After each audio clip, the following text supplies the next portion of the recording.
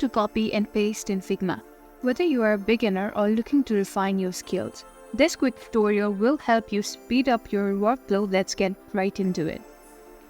So first, let's start by selecting the element you want to copy. This could be a shape, text, or even a group of layers. Simply click on the element to highlight it.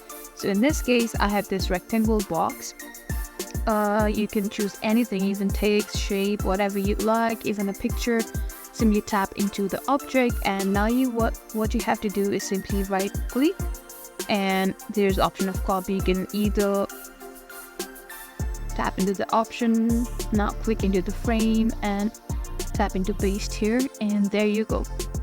This is how you can literally paste. You can adjust the size, or if you want the same exact thing, you can keep it like that.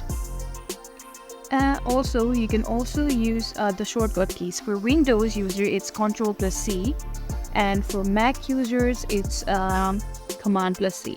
So let's say I want to copy this. Simply select the object and let's enter in the keyboard. Let's enter Ctrl+C.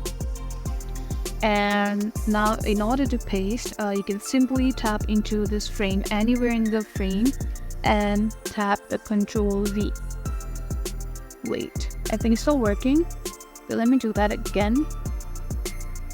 Ctrl+C, put it up here, and Ctrl+V. I think I need to select the whole thing in order to do that again. Let's try it again. Ctrl+V. Somehow it's not working. Oh, okay, there you go. I've already copied it. I just gotta paste it over here. So if you're a Mac user, you can simply tap Command+V in order to paste. And yeah, there you go. And there you have it. Copying and pasting in Figma is incredibly easy once you know the shortcuts. Practice these techniques to enhance your design efficiency. If you found this video helpful, don't forget to give it a thumbs up, subscribe for more Figma tips and tricks, and hit that notification bell. Thanks for watching and happy designing.